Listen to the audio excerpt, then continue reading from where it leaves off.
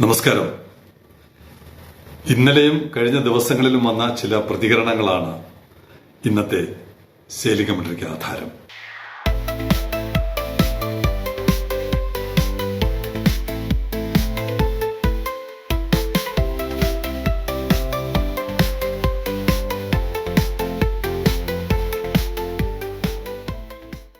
Sailing കമന്ററിയെയും അവതാരകനെയും നിശിതമായി വിമർശിക്കുന്ന ഒരു കത്ത്, ഒരു പ്രതികരണമാണ് ആദ്യത്തേത്. ആ പ്രതികരണത്തിലൂടെ പല കാര്യങ്ങളും നേരത്തെ പറഞ്ഞത് തന്നെ ഒന്നുകൂടി ആവർത്തിച്ച് വ്യക്തമാക്കേണ്ട ഒരവസരമാണ് ആ കത്ത് നൽകിയിരിക്കുന്നത്. മോഹനകുമാർ കെ ആണ് എഴുതുന്നത്. വിഴിഞ്ഞം തുറമുഖ പദ്ധതിക്കെതിരെ രണ്ടാം വിമോചന സമരം നടത്തിയവരെയും ഒരു സഹായം ചെയ്യാതെ അർഹതപ്പെട്ട VGF ഫണ്ട് പോലും തരാതെ പുറത്തു നിൽക്കുന്ന വിഴിഞ്ഞത്തിന്റെ ശത്രുക്കളെ ഭരണത്തിൽ കൊണ്ടുവരാൻ ശ്രീ എലിയാസ് സാർ അച്ചാരം വാങ്ങി. വളരെ ഗുരുതരമായ ആരോപണമാണ്. അച്ചാരം വാങ്ങിയോ എന്നാണ് ചോദിക്കുന്നത്. ഞാൻ ഓരോ പോയിന്റായിട്ട് വരുന്നതിന് മുമ്പ് എന്താണ് ഈ അച്ചാരം എന്നറിയണ്ടേ? എന്റെ ഡിക്ഷണറി മീനിങ്, അച്ചാരം എന്നാൽ ഒരു കരാർ ഉറപ്പിക്കാനായി ഒരു കക്ഷി മറ്റേ കക്ഷിക്ക് മുൻകൂറായി നൽകുന്ന പണം എന്നാണ് അർത്ഥം. എന്ന് പറഞ്ഞാൽ ശ്രീ മോഹനകുമാർ കെ പറയുന്നത്, ഞാൻ അല്ലെങ്കിൽ സെയിലിംഗ് കമന്ററി ആരിൽ നിന്നോ പണം വാങ്ങി ഈ സർക്കാരിനെതിരെ പ്രവർത്തിക്കുന്നു എന്നുള്ള വളരെ ഗുരുതരമായ ആരോപണമാണ് ഉന്നയിച്ചിരിക്കുന്നത്. ഈ ആരോപണം കേട്ടിട്ട് ഞാൻ ഞെട്ടിയൊന്നും പോകുന്നില്ല. കാരണം ഒരു പഴയ ഒരു ചൊല്ലുണ്ടല്ലോ, മടിയിൽ കനമുള്ളവനെ വഴിയിൽ പേടിക്കേണ്ടതുള്ളൂ. എന്താരോപണം, ഇനി ഏത് ഇതിനേക്കാൾ വമ്പൻ ആരോപണങ്ങൾ വന്നാലും സധൈര്യം നേരിടാൻ ഉറച്ചിറങ്ങിയതാണ് കഴിഞ്ഞ 40-40 വർഷത്തെ മാധ്യമ പൊതുപ്രവർത്തനം. അതുകൊണ്ട് ആരെന്തു പറഞ്ഞാലും അതിനെ വളരെ സന്തോഷത്തോടെ തന്നെ സ്വീകരിക്കുകയും പ്രതികരിക്കുകയും ചെയ്യാനാണ് എനിക്ക് താല്പര്യം. ആ പ്രതികരണത്തിനകത്തുള്ള 2-3 കാര്യങ്ങൾ വ്യത്യസ്തമായ രീതിയിൽ തന്നെ മറുപടി നൽകേണ്ടതുണ്ട്. വിഴിഞ്ഞം തുറമുഖ പദ്ധതിക്കെതിരെ രണ്ടാം വിമോചന സമരം നടത്തിയവരെയും, സമരം ഈ നാട്ടുകാർ പലരും പല ഘട്ടങ്ങളിൽ പലതരം സമരങ്ങൾ നടത്താറുണ്ട്. ഞങ്ങൾ തന്നെ എണ്ണിയാൽ ഒടുങ്ങാത്ത സമരങ്ങൾ നടത്തിയിട്ടുണ്ട്. ഞങ്ങൾക്ക് അത് ഓർമ്മയില്ല. തുറമുഖത്തിന് വേണ്ടി എന്തൊക്കെ തരം സമരങ്ങൾ നടത്തിയെന്ന് ഞങ്ങൾക്ക് ഓർമ്മയില്ല. അതുകൊണ്ട് ജനങ്ങൾ പല സമരങ്ങളും നടത്തും. പക്ഷെ ആ സമരങ്ങൾ എന്തുദ്ദേശത്തോടു കൂടിയാണ്, ഏതൊക്കെ സമരങ്ങളെയാണ് കൈകാര്യം ചെയ്യേണ്ടത്, ഏതൊക്കെ സമരങ്ങളെയാണ് പ്രത്യേകം നിരീക്ഷിക്കേണ്ടത്, പോലീസ് ഇതൊക്കെ ചെയ്യാറുണ്ട്. സ്പെഷ്യൽ ബ്രാഞ്ച് ഞങ്ങൾ സമരങ്ങൾ നടത്തുമ്പോൾ സെക്രട്ടേറിയറ്റിന് മുമ്പിൽ വന്ന് പല കാര്യങ്ങൾ അന്വേഷിക്കുകയും മനസ്സിലാക്കുകയും അവർ മുകളിലോട്ട് റിപ്പോർട്ട് ചെയ്യുകയൊക്കെ ചെയ്യാറുണ്ട്. ഇതുപോലെ കേരളത്തിന്റെ മുക്കിലും മൂലയിലും നടക്കുന്ന സമരങ്ങൾ അന്വേഷിക്കാനും നടപടി സ്വീകരിക്കാനും ഒക്കെയാണ് ഒരു ഗവൺമെന്റ് ഇരിക്കുന്നത്. ഇവിടെ എന്താണ്, രണ്ടാം വിമോചന സമരം നടത്തിയവർ. ഈ വിമോചന സമരത്തിന് അവസരമുണ്ടാക്കി കൊടുത്തത് ആരാണ്? 2022 ജൂൺ 5 മുതൽ അദാനിയുടെ വിഴിഞ്ഞം തുറമുഖം വികസനമല്ല വിനാശമാണ് അനിശ്ചിതകാല സത്യാഗ്രഹ സമരം. ഇങ്ങനെ ഒരു സമരം തിരുവനന്തപുരം വിമാനത്താവളത്തിന് മുമ്പിൽ, സെക്രട്ടേറിയറ്റിന് മുമ്പിൽ, സാധാരണ സമരങ്ങളൊക്കെ സെക്രട്ടേറിയറ്റിന് മുമ്പിലാണ്, ഇത് വിമാനത്താവളത്തിന് മുമ്പിലാണ്. ഡേറ്റ് ഓർക്കണം, 2022 ജൂൺ 5. ഈ സമരം സെക്രട്ടേറിയറ്റിന് വിമാനത്താവളത്തിൽ ഡൊമസ്റ്റിക് എയർപോർട്ടിന് മുമ്പിൽ തുടങ്ങിയപ്പോൾ തന്നെ ഞാൻ മുഖ്യമന്ത്രിയുടെ ഓഫീസിനെ ഈ വിവരം അറിയിച്ചിരുന്നു. ഈ സമരത്തെ കാര്യമായി ഒന്ന് പരിഗണിച്ചില്ലെങ്കിൽ പ്രശ്നം ഗുരുതരമാകുമെന്ന് ഞാൻ തന്നെ എഴുതി കൊടുത്തതും വാട്സാപ്പിൽ അയച്ചതുമായ സന്ദേശമുണ്ട്. 2022 ജൂൺ 5 ഈ സമരം തുടങ്ങുന്നത്. ജൂൺ, ജൂലൈ, ഓഗസ്റ്റ് 16 ഈ സമരം സെക്രട്ടേറിയറ്റിലോട്ട് വ്യാപിപ്പിക്കുന്നത്. ഇപ്പൊ 2 മാസം ഇവിടുത്തെ സ്പെഷ്യൽ ബ്രാഞ്ച് എന്ത് ചെയ്യായിരുന്നു, പോലീസ് എന്ത് ചെയ്യുകയായിരുന്നു? ഇനി പോട്ടെ, 2022 ഓഗസ്റ്റ് മാസം 16 സെക്രട്ടേറിയറ്റിൽ ആരംഭിച്ച സമരം അപ്പോഴും മുന്നറിയിപ്പ് കൊടുക്കുന്നുണ്ട്, ഇത് പദ്ധതി പ്രദേശത്തോട്ട് പോകാൻ സാധ്യതയുണ്ട്, നിങ്ങൾ അതിനുള്ള മാർഗങ്ങൾ, മറുമരുന്ന് കണ്ടുപിടിക്കണം. ഇതൊക്കെ പറഞ്ഞു കൊടുത്തിട്ടും ഓതിക്കൊടുത്തിട്ടും ചെവിയിൽ ഓതിക്കൊടുത്തിട്ടും കമാന്നൊരക്ഷരം മിണ്ടാനോ നടപടി എടുക്കാനോ താല്പര്യം കാണിക്കാത്ത കേരള സർക്കാർ, ശ്രീ പിണറായി വിജയന്റെ നേതൃത്വത്തിലുള്ള കേരള സർക്കാരാണ് രണ്ടാം വിമോചന സമരത്തിന് അവസരം ഉണ്ടാക്കിക്കൊടുത്തത് എന്നുള്ളത് ചരിത്രമാണ്, രേഖകൾ അടക്കമുള്ള ചരിത്രമാണ്. എന്നിട്ട് രണ്ടാം വിമോചന സമരം നടത്തിയവരെ എന്ന് പറഞ്ഞ് ശ്രീ മോഹനകുമാർ കുറ്റപ്പെടുത്തുന്നതിൽ എന്തെങ്കിലും കാര്യമുണ്ടോ? ഒരു സമരം ഇത് നമ്മൾ സിനിമയിലൊക്കെ കാണുന്ന പോലെയാണ്. സമരം ഒരു വശത്തൂടെ രൂപം കൊടുക്കാനുള്ള എല്ലാ അവസരവും കൊടുക്കുക, എന്നിട്ട് ആ സമരത്തെ കൈകാര്യം ചെയ്ത് അതിലൂടെ ക്രെഡിറ്റ് എടുക്കുക. ഇന്നലത്തെ പത്രത്തിൽ ഒരു സംഭവം ഞാൻ പെട്ടെന്നൊന്ന്, കാമുകിയുടെയും കുടുംബത്തിന്റെയും പ്രീതി നേടുവാൻ ഒരു അപകടം പ്ലാൻ ചെയ്യുന്നു, പെൺകുട്ടിയെ കാറിടിച്ച് സ്കൂട്ടർ വീഴ്ത്തുന്നു, നായകൻ ഓടി വരുന്നു, രക്ഷപ്പെടുത്തുന്നു, ആശുപത്രിയിൽ എത്തിക്കുന്നു. കണ്ടിട്ടില്ലേ? ഇന്നലത്തെ റിപ്പോർട്ടാണ്. തത്തുല്യമാണ് കേരള സർക്കാർ കാണിച്ചത്. ഇത് ശ്രീനിവാസന്റെ സിനിമയിലുണ്ട്, ഏതോ ഒരു സിനിമയിൽ ഇതുപോലെ നാടകം കളിക്കുന്ന രംഗമുണ്ട്. ജീവിതത്തിലും ഇതുകൊണ്ട് രാഷ്ട്രീയത്തിലും ഇതുണ്ട്. ഈ രാഷ്ട്രീയമാണ് രണ്ടാം വിമോചന സമരത്തിന് അവസരം ഉണ്ടാക്കി കൊടുത്തത്. ഇനി രണ്ടാമത്തെ ആരോപണം, അർഹതപ്പെട്ട VGF ഫണ്ട് പോലും തരാതെ എന്തിനാണ് ഫണ്ട് വാങ്ങാൻ പോയത്? സെയിലിംഗ് കമ്മിറ്റി കൃത്യമായി നിലപാട് വ്യക്തമാക്കി, പലിശ കൊടുത്തുകൊണ്ട് അല്ലെങ്കിൽ ലാഭവിഹിതം നൽകിക്കൊണ്ട് ഒരു VGF ഫണ്ടും കേരളം സ്വീകരിക്കാൻ പാടില്ല. ഇത് ഗ്രാന്റാണ്.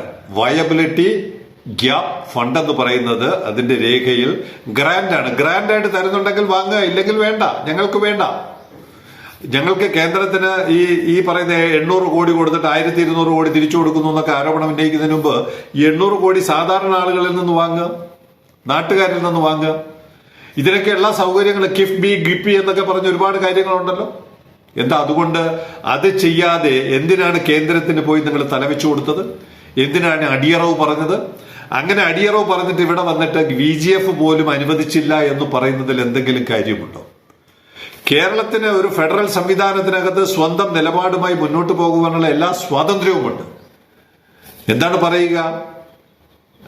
ഫെഡറൽ സംവിധാനത്തിനകത്ത് ഫെഡറൽ നിയമങ്ങൾ, സ്റ്റേറ്റ് നിയമങ്ങൾ രണ്ടും കൂടി ചേരുന്ന കൺകറന്റ് ലിസ്റ്റ് ഇങ്ങനെയൊക്കെ ഉണ്ടല്ലോ. ഇതിൽ പെടുന്ന സംസ്ഥാനത്തിന്റെ അധികാരം ഉപയോഗിക്കാതെ അടിയറവ് വെച്ചുകൊണ്ട് ഇപ്പൊ വന്നിട്ട് അർഹതപ്പെട്ട VGF പറയുന്നതിൽ വല്ല കാര്യവുമുണ്ട്? മൂന്നാമത്തത് അച്ചാരം വാങ്ങിയെന്നുള്ളതാണ്. അത് നാട്ടുകാർക്കറിയാം. 30-40 വർഷത്തെ പൊതുപ്രവർത്തനത്തിനിടയിൽ ആരുടെയൊക്കെ കയ്യിൽ നിന്ന് അവതാരകൻ അച്ചാരം വാങ്ങി എന്നുള്ളത്. നിങ്ങൾക്കെതിരെ ഞാനൊരു മാനനഷ്ട കേസിന് പോകുന്നില്ല, അങ്ങനെയൊന്നും പേടിക്കണ്ട. എന്ത് വിമർശനം സെയിലിംഗ് കമ്മിറ്റിക്കെതിരെയും അവതാരകനെതിരെയും ഉന്നയിക്കുവാനുള്ള എല്ലാ സ്വാതന്ത്ര്യവും പ്രേക്ഷകർക്കുണ്ട്. കേരള സർക്കാരിനെ പോലെ ഒരു പാട്ട് എഴുതിയാൽ ഉടനെ അവർക്കെതിരെ കേസ് എടുക്കുന്നത് പോലെ സെയിലിംഗ് കമ്മിറ്റിക്ക് അങ്ങനെയുള്ള സമീപനങ്ങളൊന്നുമില്ല. ഇത് ജനാധിപത്യമാണ്. പറയേണ്ടവർക്ക് എല്ലാ കാര്യങ്ങളും പറയാം. ഇനി ഇവിടെ എന്തുകൊണ്ടാണ് കേരള സർക്കാരിനെ നിശിതമായി വിമർശിച്ച് ആരധികാരത്തിൽ വരുമെന്നൊന്നും ഞങ്ങൾക്കറിയില്ല. അതല്ല ഞങ്ങളുടെ അജണ്ട. നിലവിൽ 5 കൊല്ലം അധികാരം കിട്ടിയിട്ട് അല്ലെങ്കിൽ 10 കൊല്ലം അധികാരം കിട്ടിയിട്ട് ഈ നാടിന് ചെയ്യേണ്ട കാര്യങ്ങൾ ചെയ്തു. ഇവിടെ നൗഫൽ ഒന്നാം തരം ഒരു ഗ്രാഫ് വരച്ചിട്ടുണ്ട്. 2025 ജനുവരി മുതൽ 2025 ഡിസംബർ വരെ 12 ലക്ഷം കണ്ടെയ്നറുകളാണ് ഈ തുറമുഖം കൈകാര്യം ചെയ്തത്. ഇതിൽ 6 ലക്ഷമെങ്കിലും ഗേറ്റ് കടന്നു പോകേണ്ട കണ്ടെയ്നറാണ്. 6 ലക്ഷമെങ്കിലും. 6 ലക്ഷം കണ്ടെയ്നർ ഗേറ്റ് കടന്നു പോയാൽ എന്ത് സംഭവിക്കും? പാക്കേഴ്സ് ആൻഡ് സ്റ്റഫേഴ്സ്, ഇത് കണ്ടെയ്നർ പുറത്തിറങ്ങിയാൽ, ഞാൻ ഒരു വരി പറഞ്ഞിട്ട് അതിന്റെ ഡീറ്റെയിൽസോട്ട് വരാം. However, a single container export can generate around 10-20 direct and indirect jobs. ഒരു കണ്ടെയ്നർ കയറ്റുമതി ചെയ്യുമ്പോൾ 10 മുതൽ 20 വരെ നേരിട്ടും അല്ലാതെയുമുള്ള തൊഴിലവസരങ്ങൾ ഉണ്ടാകും. അങ്ങനെയാണെങ്കിൽ അതിന്റെ ചില വിശദാംശങ്ങളാണ്: പാക്കേഴ്സ് ആൻഡ് സ്റ്റഫേഴ്സ് 2 മുതൽ 5 വരെ, customs clearance and documentation staff, crane operators, shipping line and freight forwarder staff. ഇനി ഇൻഡയറക്ട്, ഇത് ഇത്രയും ഡയറക്റ്റ് ആണെങ്കിൽ ഇനി indirect: manufacturers and suppliers of goods being exported, കയറ്റുമതി ചെയ്യുന്ന സാധനങ്ങൾ ഉൽപ്പാദിപ്പിക്കുന്നവരോ അത് സപ്ലൈ ചെയ്യുന്നവരോ ഇടയിൽ ഉണ്ടാകുന്ന തൊഴിലവസരങ്ങൾ. വെയർഹൌസ് ആൻഡ് സ്റ്റോറേജ് സ്റ്റാഫ്, ആ മേഖലയിൽ ഉണ്ടാകുന്നത്. Transportation and logistic providers.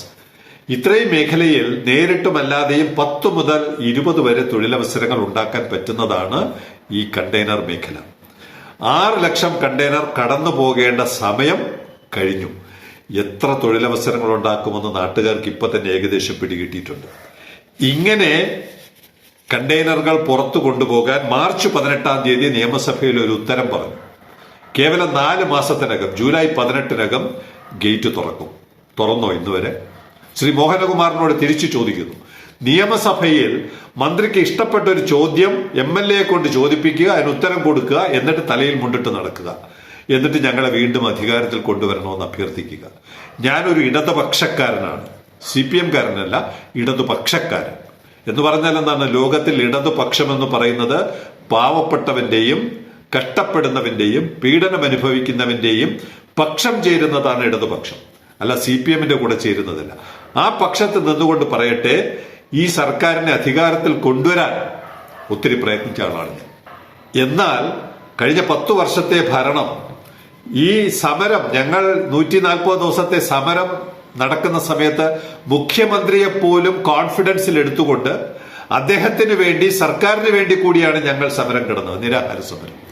അങ്ങനെ സർക്കാരിനെ എല്ലാവിധത്തിലും പിന്തുണച്ച ഒരു സംഘടന ഈ സർക്കാരിനെ ഇപ്പോൾ തള്ളിപ്പറയുന്നുണ്ടെങ്കിൽ അതിന് കാരണം ജനങ്ങൾക്ക് അർഹതപ്പെട്ട തൊഴിൽ ജൂലൈ 18-ന് ഗേറ്റ് തുറന്നു കൊടുത്തിരുന്നെങ്കിൽ എത്ര 1000 പേർക്കാണ് തലസ്ഥാനത്തും കൊല്ലത്തും സമീപ ജില്ലകളിലുമൊക്കെ തൊഴിൽ ലഭിക്കേണ്ടിയിരുന്നത്. അങ്ങനെ തൊഴിൽ കൊടുക്കാതിരുന്നവർ വീണ്ടും അധികാരത്തിൽ വരണമെന്നാണോ നിങ്ങൾ പറയുന്നത്? ഏറ്റവും ഒടുവിൽ ആയിരക്കണക്കിന് ആളുകളുടെ കിടപ്പാടം പോലും നഷ്ടപ്പെടുത്തിയ ഔട്ടർ റിംഗ് റോഡ്, ഈ കാര്യത്തിൽ ഒരു വ്യക്തത. Sources said that the SEIAA, state environment impact assessment authority, സംസ്ഥാന സർക്കാരിന്റെ സ്ഥാപനമാണ്, has not considered the applications since the stretch notified as NH National Highway 866 in February 2023. 2023 ഇതൊരു ദേശീയ പാതയായിട്ട് നോട്ടിഫൈ ചെയ്യപ്പെട്ടു. NH 866 എന്നാണ് പേര്. ഇവിടെ 66 ഉണ്ടല്ലോ, അതിന്റെ കൂട്ടത്തിൽ 866. ഇങ്ങനെയുള്ള ഒരു ദേശീയ പാതയുടെ എൻവയോൺമെന്റ് ക്ലിയറൻസ് കൊടുക്കേണ്ടത് ആരാണെന്ന് പോലും ദിവസേന 100 കോടി ചെലവഴിക്കുന്നവർക്ക് ഇപ്പോഴും പിടികിട്ടിയിട്ടില്ല എന്നുള്ളതാണ് ഔട്ടർ റിംഗ് റോഡ് ഔട്ടായിരിക്കുന്നത്. ഇതിൽ എത്ര പേരുടെ കുടുംബങ്ങൾ, എത്ര കുടുംബങ്ങളാണെന്ന് കണ്ണീർ കുടിക്കുന്നത്. 2023 അമ്മാവനും മരുമോനും കൂടി ഭരിക്കുന്ന പൊതുമരാമത്ത് വകുപ്പിന് ഈ കാര്യങ്ങൾ പോലും അറിയില്ല. It's learn to have declined considering the EC application, citing that the project being a national highway comes under category A, for which clearance should be given by the center. കേന്ദ്രമാണ് അനുമതി കൊടുക്കേണ്ടത്. ഇവിടെ ആപ്ലിക്കേഷൻ സംസ്ഥാന SEIA-യുടെ മുമ്പിൽ കൊടുത്തിരിക്കുന്നത് ആരാണ്? State ഗവൺമെന്റാണ്. ഈ വ്യത്യാസം പോലും തിരിച്ചറിയാത്തവരെ ഇനിയും അധികാരത്തിൽ കൊണ്ടുവരണം. ആരെ അധികാരത്തിൽ കൊണ്ടുവരണമെന്ന് ജനങ്ങൾ തീരുമാനിക്കും. സെയിലിംഗ് മന്ത്രി പറഞ്ഞിട്ടല്ല കോർപ്പറേഷനിൽ BJPക്ക് അധികാരം കിട്ടിയത്.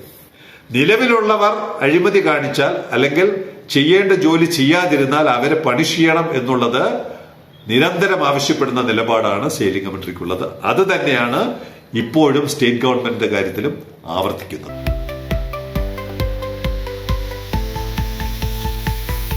ഒരു കാര്യം കൂടി പറഞ്ഞുകൊണ്ട് ഈ റിപ്പോർട്ട് അവസാനിപ്പിക്കാം. എന്നിട്ട് ശ്രീ മനോഹരൻ ഉൾപ്പെടെയുള്ളവർ തീരുമാനിക്കുക ഈ സർക്കാരിനെ അധികാരത്തിൽ കൊണ്ടുവരണമോ വേണ്ടയോ എന്ന്.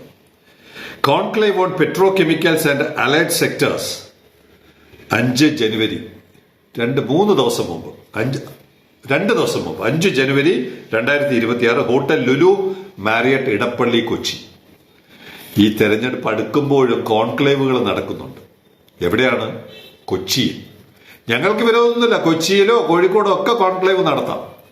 പക്ഷെ ഇതുപോലുള്ള സാധ്യതകൾ 60 ലക്ഷം ടൺ മെത്തനോൾ ആവശ്യമുള്ള കപ്പലുകൾ നമ്മുടെ മുമ്പിലൂടെ കടന്നു പോകുമ്പോൾ മെത്തനോളിന് വേണ്ടി തലസ്ഥാനത്ത് ഒരു കോൺക്ലേവ് ഇല്ല. കരിമണൽ എന്ന് പറയുന്ന ഒന്നാന്തരം ആസ്തി കൊല്ലം ജില്ലയിൽ കിടക്കുന്നു, അവിടെ ഒരു കോൺക്ലേവ് ഇല്ല. രഹസ്യമായിട്ട് കളമശ്ശേരി മന്ത്രി ഈ ജനുവരി മാസത്തിലും കൊച്ചിയിൽ കോൺക്ലേവ് നടത്തുന്നു. ശ്രീ മനോഹരൻ ഉൾപ്പെടെയുള്ളവർ ഇത് തിരിച്ചറിയണ്ടേ? തലസ്ഥാനത്തെ വഞ്ചിക്കുന്ന, പറ്റിക്കുന്ന, തലസ്ഥാനത്ത് നടത്തിയ കോൺക്ലേവിൽ നിന്ന് ഒരു പ്രൊജക്ട് പോലും ഇവിടെ വരാതിരിക്കുവാനുള്ള ഗൂഢ പദ്ധതികൾ ആസൂത്രണം ചെയ്ത് വികലമായ കളികൾ നടത്തിയവർ വീണ്ടും അധികാരത്തിൽ വരണമോ വേണ്ടയോ എന്ന് നിങ്ങൾ തീരുമാനിക്കുക. ഞങ്ങൾ തീരുമാനിച്ചു കഴിഞ്ഞു.